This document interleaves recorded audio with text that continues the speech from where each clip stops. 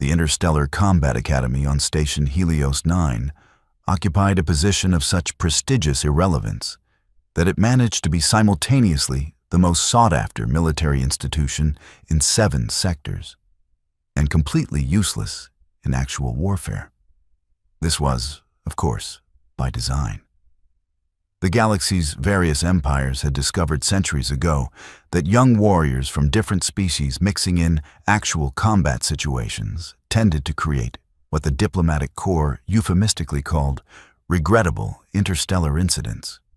Better to let them posture, compete, and occasionally hospitalize each other in a controlled academic environment where the worst outcome was a strongly worded letter from someone's embassy.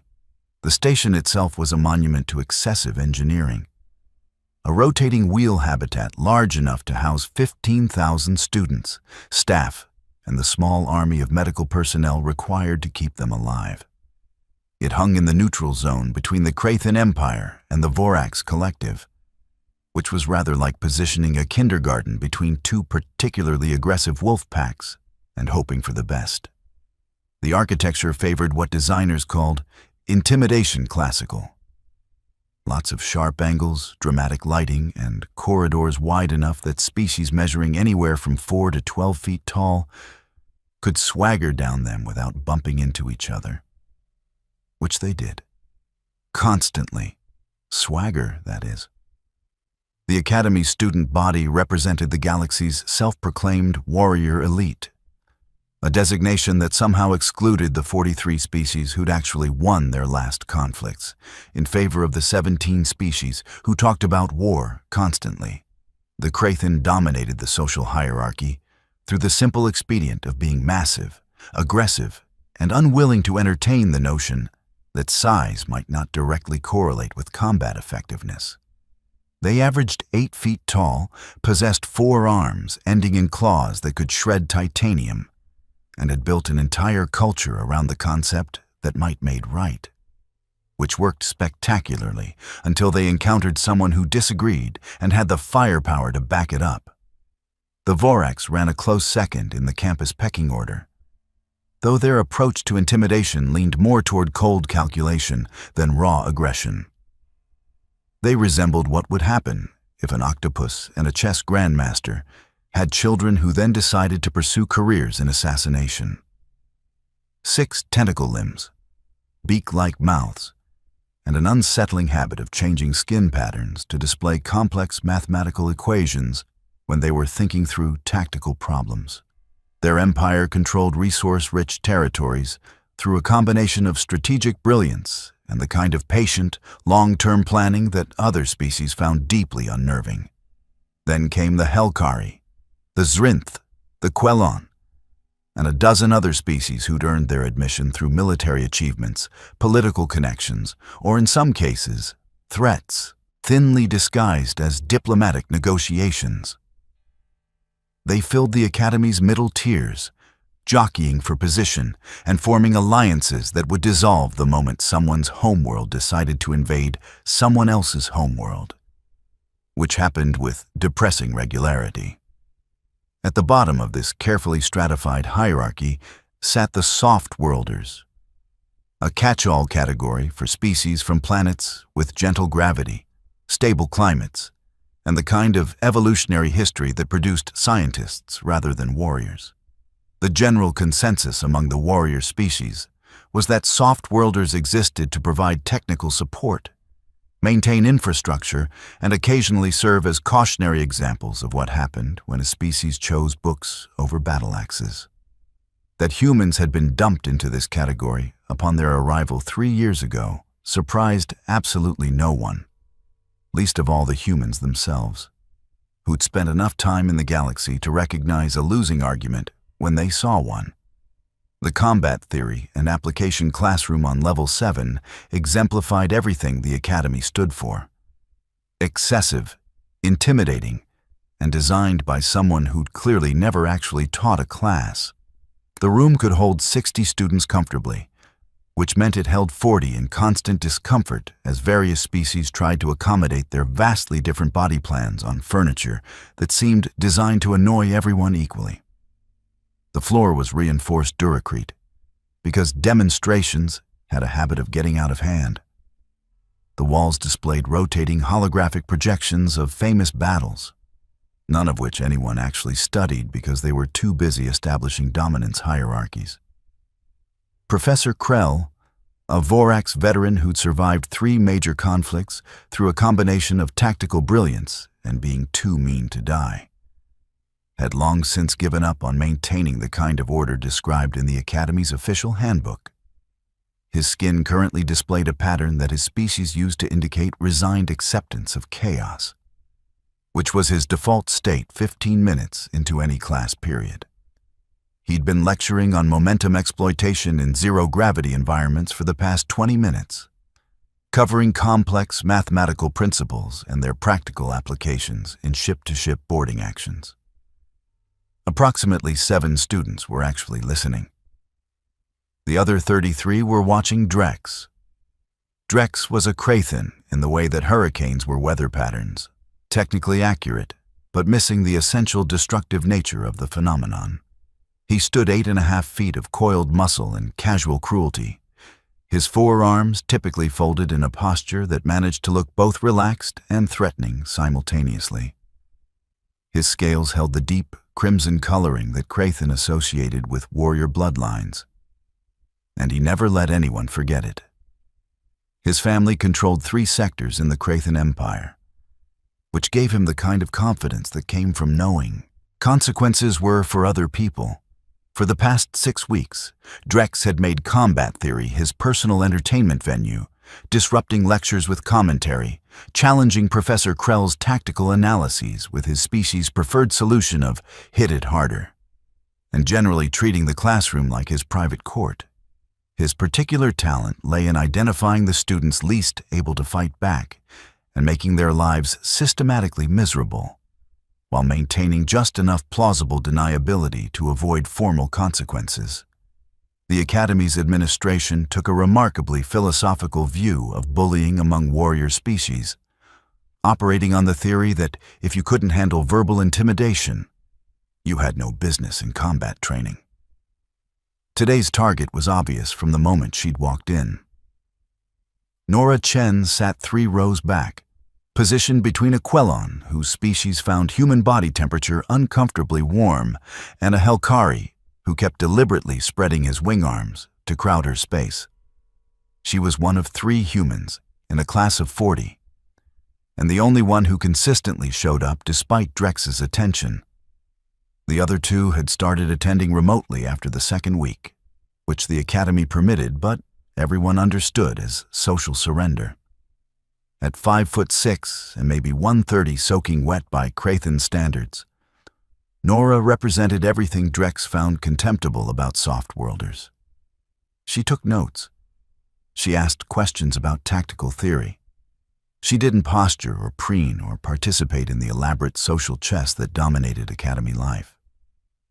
Worse, she seemed entirely unimpressed by his displays of dominance, which Drex found more infuriating than any direct challenge would have been. You couldn't defeat indifference by being more intimidating. He could, however, try. The key principle, Professor Krell was saying, his tentacles manipulating a holographic display of 2 ships grappling in 0G, is understanding that in the absence of gravity, all momentum is conserved.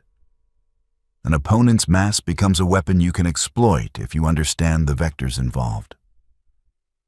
Assuming your opponent has mass worth mentioning, Drex interrupted, his voice carrying the kind of casual contempt that came from years of never being challenged. His 3 friends, Vortek, Krax, and Zrel, laughed on cue. They always did. Some species are so light, they'd bounce off hull plating like insects. Professor Krell's skin rippled with irritation, but he continued.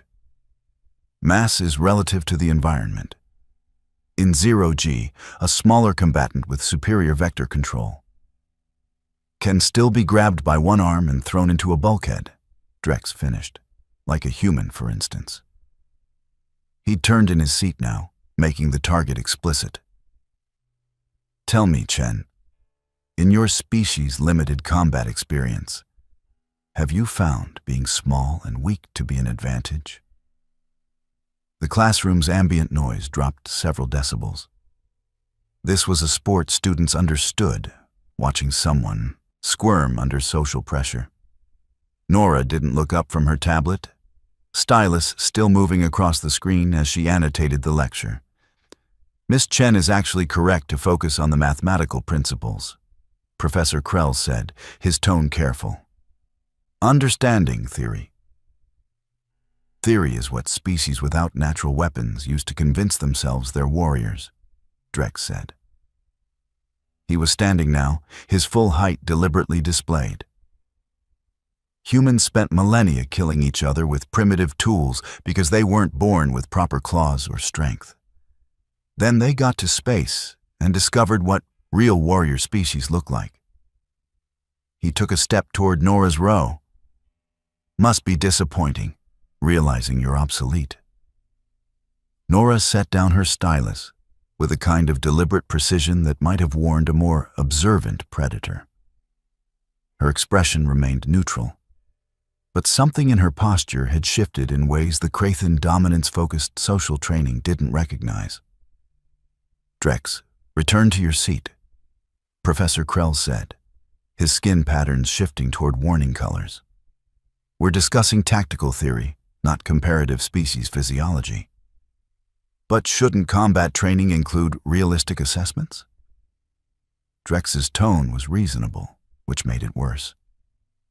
If humans are going to attend warrior academies, they should understand their limitations. It's educational. He was closer now, towering over Nora's seat. Chen, tell the class, honestly, do you actually believe you could survive 60 seconds against a real warrior? Not in theory, in practice. The silence had weight now. Several students shifted uncomfortably. A few looked away. The Helkari beside Nora had pulled his wing arms in, distancing himself from the confrontation. The other two humans in class were suddenly very focused on their tablets. Nora looked up, meeting Drex's eyes for the first time. Is this a theoretical question, or are you actually curious? It was the wrong thing to say, or possibly the right thing depending on your perspective regarding inevitable violence. Drex's expression shifted from contemptuous amusement to something hungrier. He'd been challenged, in front of witnesses, by a soft-worlder who should have known better. I'm offering education, he said. Practical demonstration. You spend all this time taking notes about momentum and vectors and theoretical combat. But you've never actually felt what it's like when a real warrior decides you're prey. His forearms spread slightly, a Krathen gesture that signaled dominance challenge. Professor, I believe hands-on learning would benefit the class. A single exchange demonstration. I'll show proper momentum exploitation using an appropriately sized training dummy. Several students made sounds that might have been laughs or sharp intakes of breath. Professor Krell's skin had gone completely dark, which in Vorak's body language indicated profound displeasure bordering on rage. But he was trapped by academy politics and his own exhaustion. Refusing would mean filing reports, dealing with Drex's family connections, and ultimately accomplishing nothing because next week would bring the same behavior.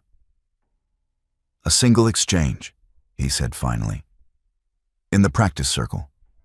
And Drex, if you cause injury requiring more than basic medical attention, I will personally ensure you spend the rest of the semester in remedial ethics training.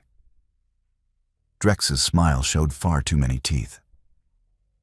Of course, Professor. Just a gentle demonstration.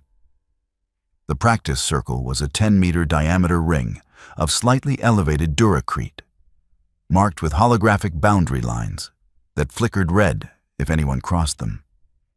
It existed for exactly this purpose, allowing students to settle disputes through controlled violence, because the Academy's founders had understood that young warriors prevented from fighting each other would find worse outlets. The class rearranged themselves around the circle's perimeter, tablets raised to record. This would be shared across the station by evening.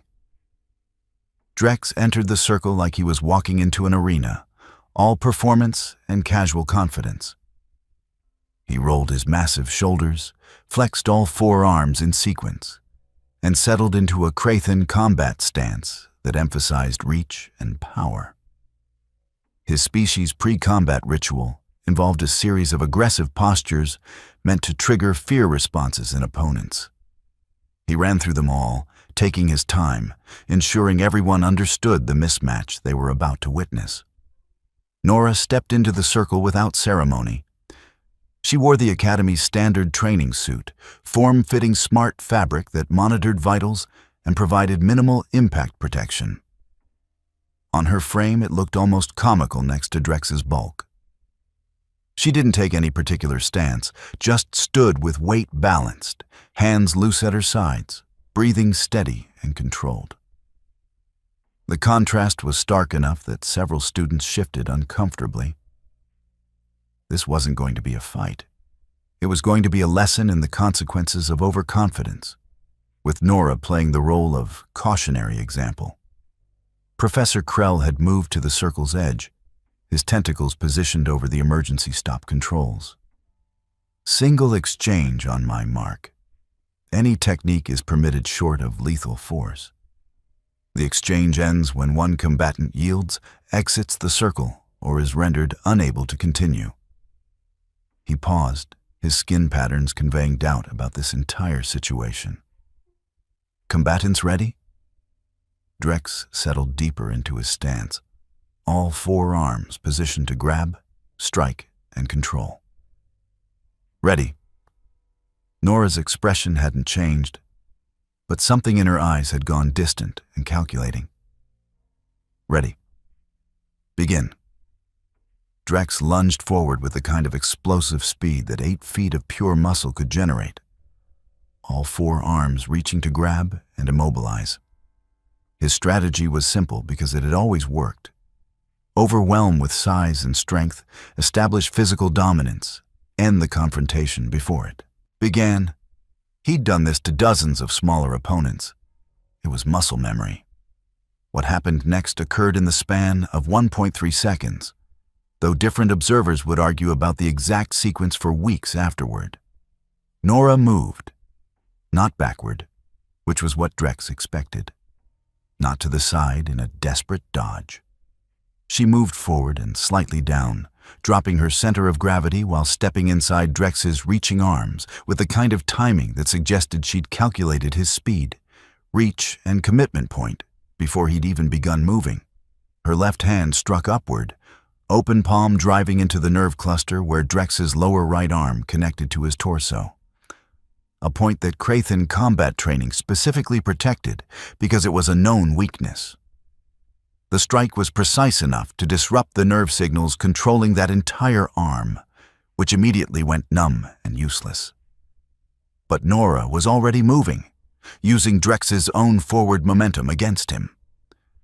Her right hand had caught his lower left wrist during his lunge, and now she twisted, applied leverage at an angle that Crathan joints weren't designed to resist, and used his mass and velocity to redirect him downward.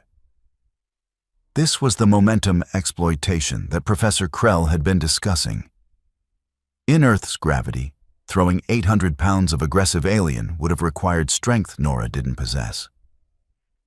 But she wasn't trying to lift him. She was guiding his existing momentum along a new vector, using his weight against him. Drex's upper arms tried to adjust, to catch himself or grab her.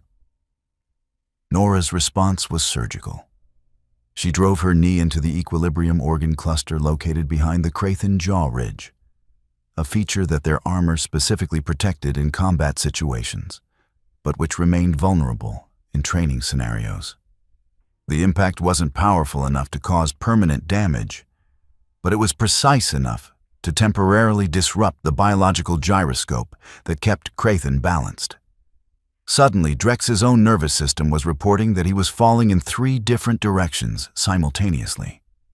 His upper arms, instead of grabbing Nora, grabbed at empty air in confused reaction. His legs, receiving conflicting signals from his disrupted equilibrium organs, failed to compensate for his redirected momentum. He went down hard.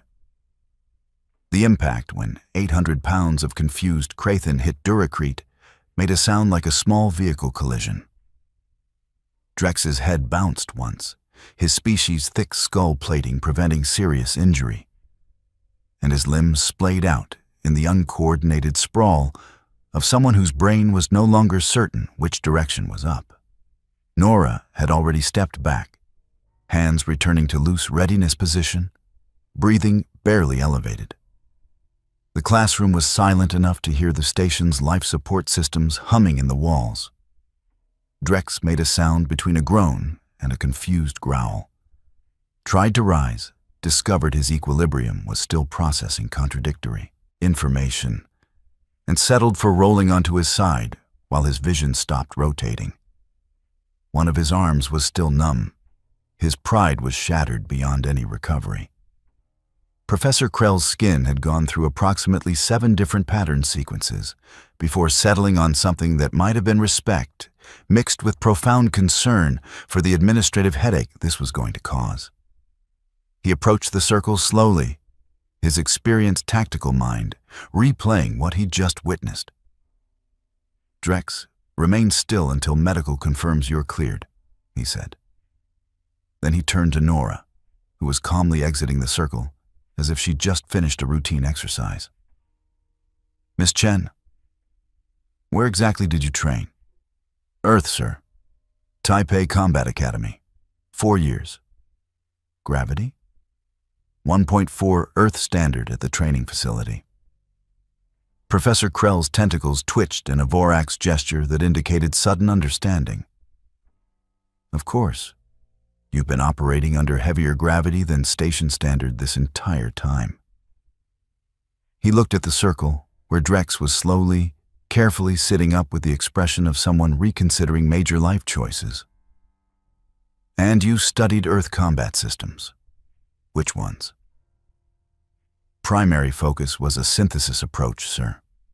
Elements from approximately 15 different historical martial traditions adapted for combat against larger opponents in variable gravity." "Synthesis approach," Professor Krell repeated. His skin patterns had settled into something that conveyed grim amusement. "Which means you've spent 4 years training specifically to fight opponents who outsize, outreach, and outmuscle you." "Yes, sir." "And the Crathin equilibrium organ vulnerability?" "Covered in xenobiology prerequisites, sir. All major species physiological weak points are standard curriculum for Earth combat programs." Professor Krell's tentacles writhed in what might have been laughter. "Of course they are."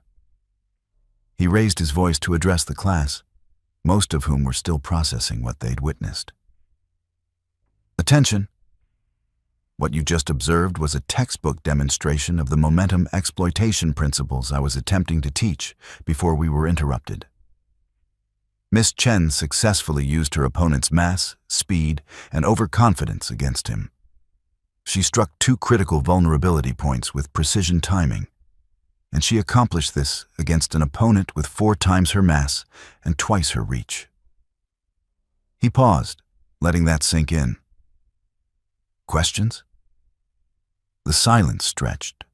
Finally, Vortek, one of Drex's usual supporters, raised a tentative claw.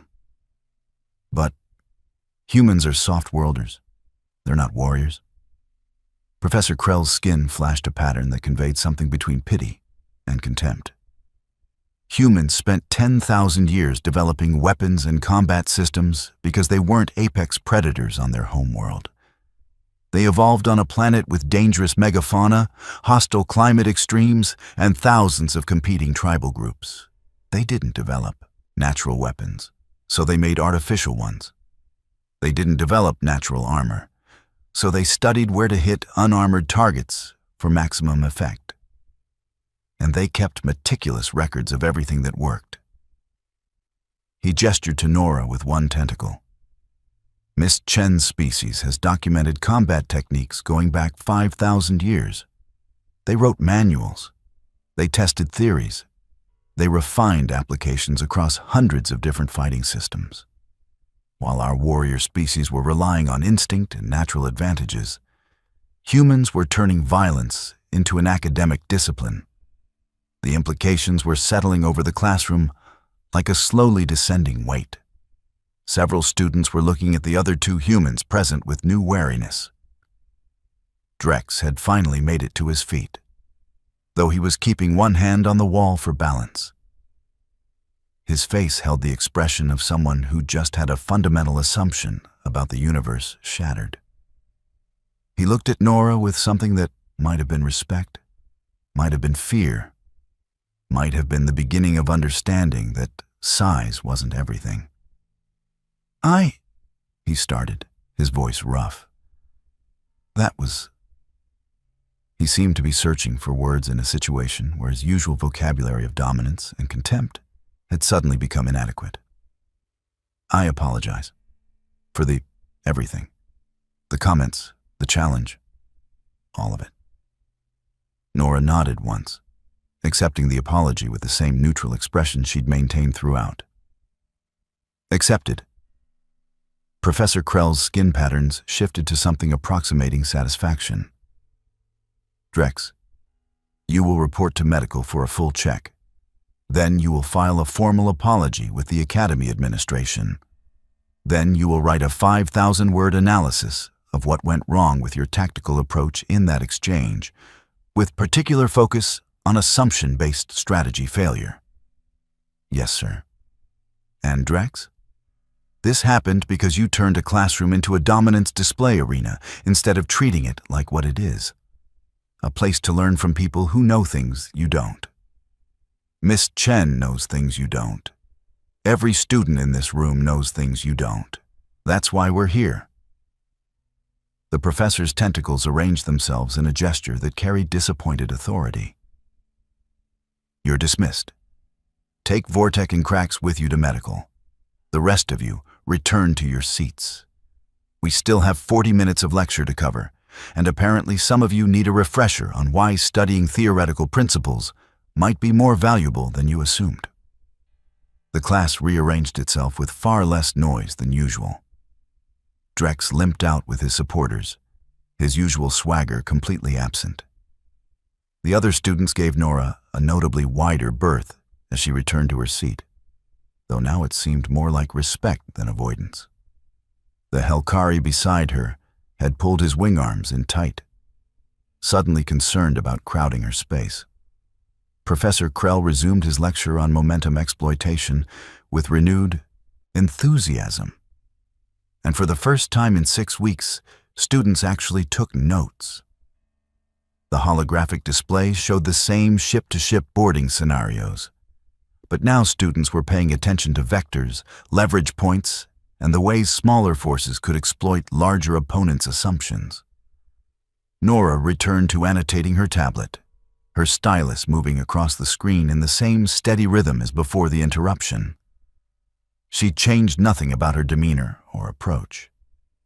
She simply existed in the space with the same focused competence she'd displayed from day one. The difference was that now, everyone else had adjusted their assumptions to match reality.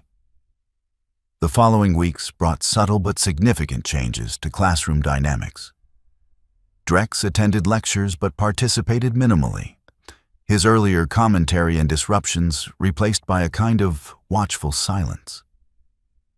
He'd switched seats to the back row, no longer occupying the prime territory near the front where dominant students traditionally positioned themselves.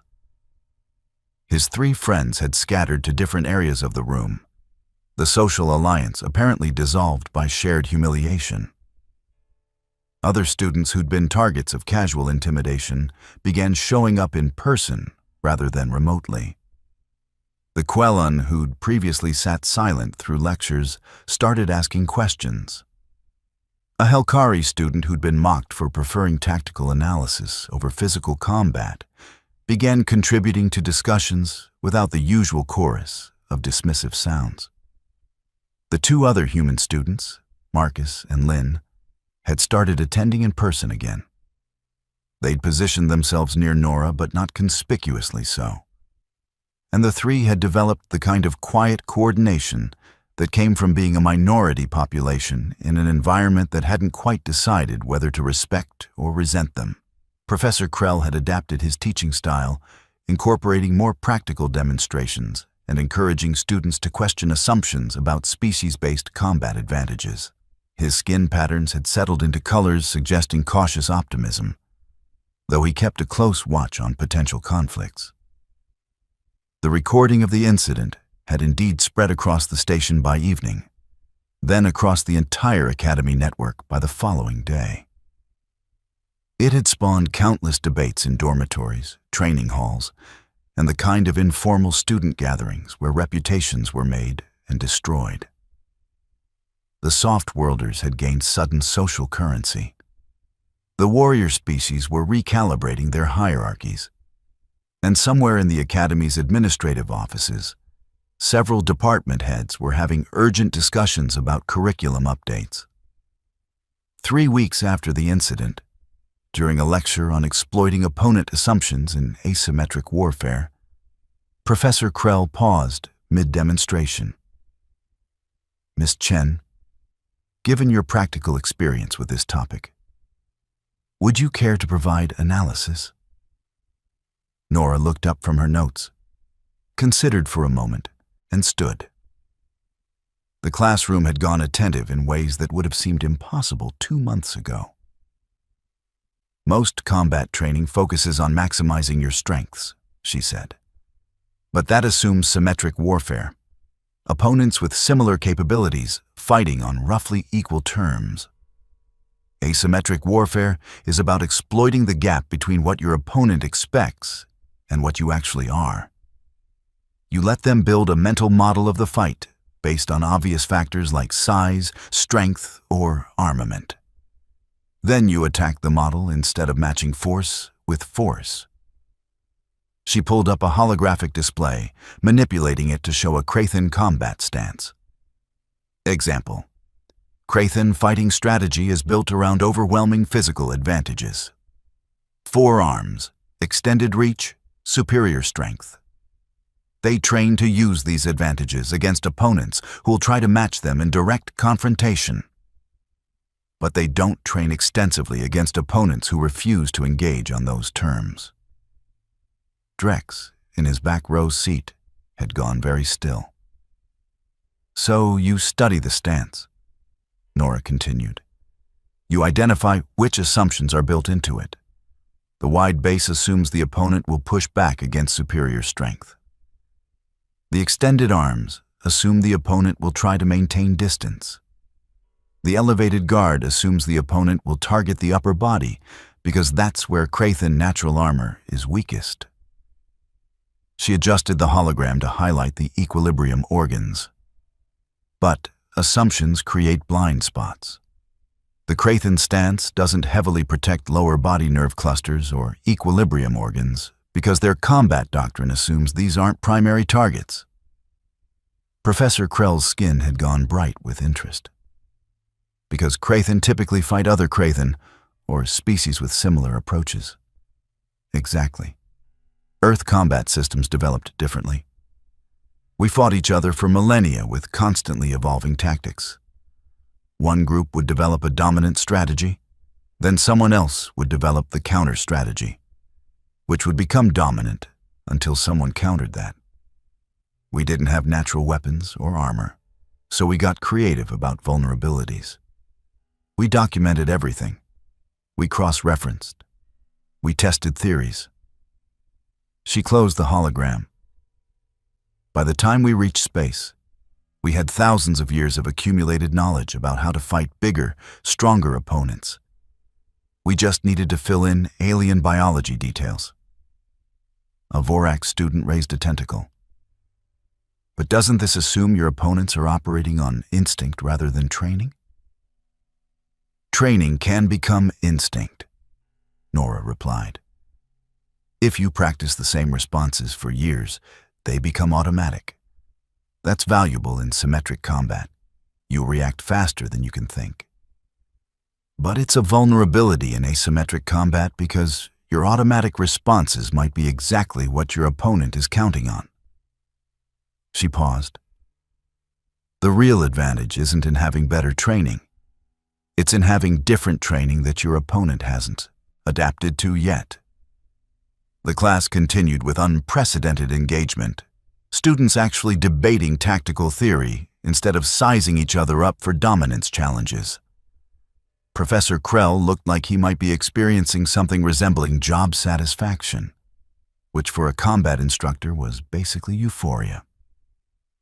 After class, as students filed out, Drex approached Nora with the careful body language of someone who'd learned hard lessons about assumptions. "Chen, a moment?" Nora paused, wary but not defensive. "Yes?" "I've been reviewing Earth combat literature," he said. "Your species has an extensive doctrine on what you call martial arts. Multiple competing systems, all claiming superiority." "That's accurate." "Why so many systems? Why not determine which is most effective and focus on that?" Nora considered the question. "Because most effective depends on context. Some systems work better in certain gravity levels. Some are optimized for armed versus unarmed combat. Some assume multiple opponents. Some focus on competition rules, others on survival situations." She paused. The diversity isn't a weakness. It means we can adapt training to specific situations rather than forcing every situation to fit one approach. Drex's forearms made a gesture that in Krathen culture indicated respectful acknowledgement. "I requested transfer to Professor Yenshi's Alternative Combat Systems course. It covers Earth martial traditions, among others. I thought..." He seemed to be choosing words carefully. "I thought it might be educational to learn from species who approached warfare differently than my culture teaches." "That's a good choice," Nora said. "Yenshi is excellent. Will you..." Drex paused. "Would you be willing to spar sometime? Properly. In the training facilities with appropriate protocols and supervision." Nora studied him for a moment, seeing something that might have been genuine interest in learning rather than the need to prove dominance. "Maybe. After you've completed Yenshi's course and understand what you're asking for." "Fair." Drex made another respectful gesture and left. His bearing still diminished from his previous swagger, but less defeated than it had been. Marcus appeared at Nora's side as Drex departed. "He's actually trying to learn. Didn't see that coming." "People can surprise you," Nora said. "Sometimes it just takes the right motivation." "By right motivation, you mean getting demolished in front of his peer group?" "I mean discovering that the universe is more complex than his previous worldview allowed for. The demolishing was just the teaching method." Lynn joined them, tablet tucked under one arm. "The three of us are doing study group tonight for the xenobiology exam. You in?" "Definitely." Nora shouldered her bag. "Though I think half the class is going to be studying Krathen equilibrium organs after today's lecture." "Probably all of them," Marcus said. "You basically provided a detailed manual on exploiting warrior species vulnerabilities. Every soft-worlder on station is taking notes." They walked toward the dormitory levels, 3 humans navigating a station designed for species that had spent generations assuming they were the galaxy's natural warriors. Behind them, the classroom emptied of students who were beginning to understand that warrior might be a more complicated concept than they'd been taught. In his office, Professor Krell was updating lesson plans with the kind of enthusiasm he hadn't felt in years. Combat theory had suddenly become relevant again, not as abstract mathematics, but as the foundation for understanding why assumptions killed more warriors than enemy weapons. His next lecture series would focus on asymmetric warfare principles, using Earth systems as primary examples. He was going to invite guest speakers from soft-worlder species who developed their own approaches to fighting larger opponents. The Academy was designed to train warriors.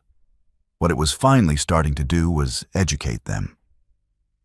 Station Helios 9 continued its rotation in the neutral zone, housing 15,000 students who were slowly, grudgingly, painfully learning that the galaxy was more complicated than species hierarchy suggested. The Krathens still dominated social spaces through size and numbers. The Vorax still plotted 3 moves ahead in every interaction. The warrior species still strutted and postured and occasionally hospitalized each other in training accidents. But in the combat theory classrooms, in study groups mixing species that would never have associated before, in training facilities where students from soft-worlder planets taught interested warriors about leverage and precision, something was shifting. The Academy was discovering that warrior elite might need to mean something more than biggest and most aggressive. In the back of one classroom, Drek sat through Professor Yenshi's lecture on Earth defensive systems, taking careful notes on concepts like minimal force, maximum efficiency, and turning opponent strength into weakness. He was learning, growing, beginning to understand that his species' traditional approaches might benefit from exposure to traditions that had evolved under different pressures. In the front of that same classroom, Nora Chen annotated her tablet with the same focused competence she'd displayed since arrival, unbothered by the attention, unchanged by her new reputation. She was here to learn combat theory and application. Everything else was just noise. The galaxy's self-proclaimed warrior species had built empires on assumptions about natural advantage. They were slowly discovering what humanity had learned millennia ago. Assumptions were just opportunities for people who'd done their homework. And humanity, for all its disadvantages in the natural weapons department, had always been exceptional at homework. The station rotated, the lectures continued, and in classrooms across Helios 9, students were beginning to understand that maybe, just maybe, the soft-worlders had been taking notes for a reason. Claude can make mistakes. Please double-check responses.